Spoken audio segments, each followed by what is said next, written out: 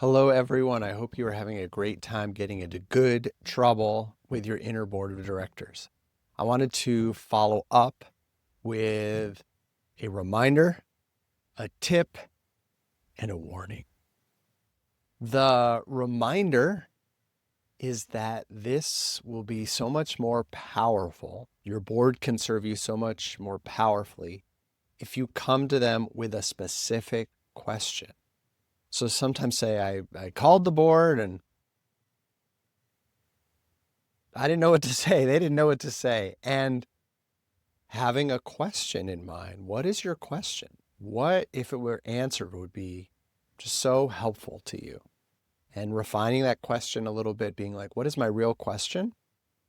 Can be super helpful. So just if you're able to ask them a fairly direct question, even if it's what's your advice or perspective on nailing this interview, or I'm worried about money, do you have a tip for me? Whatever it is, like having a specific question can be super, super helpful. And the tip is that it's really helpful to connect with these parts and not just kind of make it intellectual exercise. So when you're hearing from the head, it can be really helpful to put your hands to your head. And when you're hearing from the heart, to touch your heart and your core and feel into your legs and really feel into your feet. So this is going to be something that's as physical or more physical than it is like intellectual.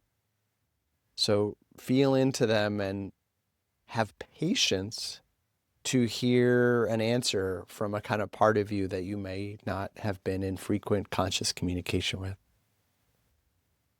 And that's really a beautiful segue to the warning. A part of us may take over the conversation and may say, this is what feet are saying, or this is what legs are saying. Or, let me explain. And that's often the head speaking up for these other parts. And this just isn't the exercise in this case. We're not looking for a translator or a middle ground. We actually want to hear directly from the part in question. And it may be less loud a voice. It may be less articulate a voice than the inner voices you're used to. But just slow down and hear whatever it has to say and just really make clear to it, I want to hear from you. And make clear to head, love you, head, love you. And I want to really hear from heart right now, or stomach, or legs, or feet. And that's also a reason why it's good to check in and say, is that what you're saying, feet? If you're concerned or confused. It's kind of like, have you ever been to a meeting where there was like a person or like a class when you were in college, if you were in college, where like one person did a lot of the talking?